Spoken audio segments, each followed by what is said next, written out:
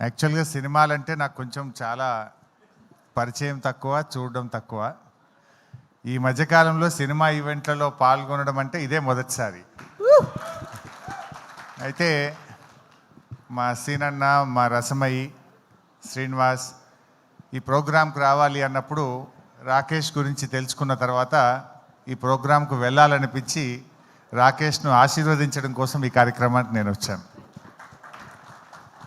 ఒక మారుమూల పల్లెలో పుట్టి ఒక గిరిజన తండా నుంచి కష్టంతో తన ప్రతిభతో ఎంతో కష్టపడి ఎదిగి ఈ స్థాయికి వచ్చి రాకింగ్ రాకేష్గా ఆయన పేరు తెచ్చుకోవడం నిజంగా చాలా సంతోషం. జబర్దస్త్ షోల ద్వారా తెలుగు ప్రజలందరికీ కూడా పరిచయమై చాలా జబర్దస్త్గా రాకేష్ ఎదిగాడు. ఈరోజు రాకేష్ గారు కేసీఆర్ గారి పైన ఒక అద్భుతమైన సినిమా తీయడం నిజంగా చాలా సంతోషం. కేసీఆర్ అంటే ఆయన ఒక చరిత్ర. తెలంగాణ రాష్ట్రాన్ని సాధించడమే కాదు, ఈ రాష్ట్రాన్ని 10 ఏళ్ల పాటు అద్భుతంగా అభివృద్ధి పథంలో నడిపించిన నాయకుడు కేసీఆర్. ఇప్పుడే హైదరాబాద్ మీద ఒక పాట పాడారు చరణ్ గారు, సాకేత్ గారు, చాలా చక్కగా పాడారు. I congratulate them. నాకు వారి పాట చూస్తూ ఉంటే ఒక పాత జ్ఞాపకం ఒకటి గుర్తొచ్చింది. రజనీకాంత్ గారు ఒకసారి హైదరాబాద్కి వచ్చినప్పుడు 22 సంవత్సరాల తర్వాత నేను హైదరాబాద్కి వచ్చాను, నేను హైదరాబాద్లో ఉన్నానా న్యూయార్క్లో ఉన్నానా అన్నాడు. అంటే కేసీఆర్ గారు పల్లెల్ని అభివృద్ధి చేశాడు, హైదరాబాద్ను అద్భుతంగా అభివృద్ధి చేశాడు.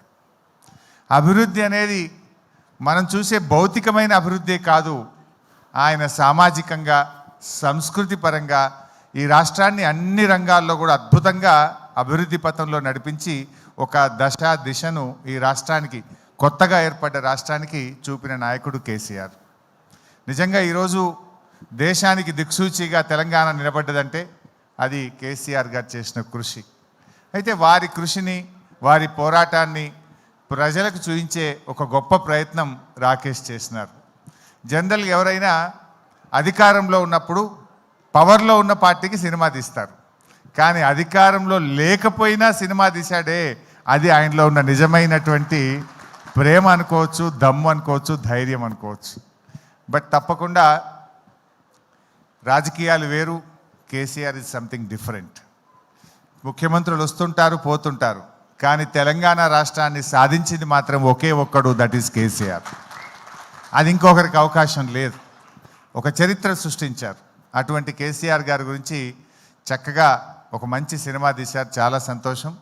మరి తెలంగాణ సోయిగల్లోళ్ళు, తెలంగాణ అభిమానులు, కేసీఆర్ అభిమానులు అందరూ కూడా ఈ సినిమాను చూడాలని, రాకేష్ను దీవించాలని చెప్పి నేను మనస్ఫూర్తిగా కోరుకుంటూ I wish you all the best. నాదొక చిన్న విన్నపం, సిద్దిపేటలో ఈ సినిమా మీ ఫ్యాన్స్ చూసినా నా సినిమా ఆడిపోద్ది.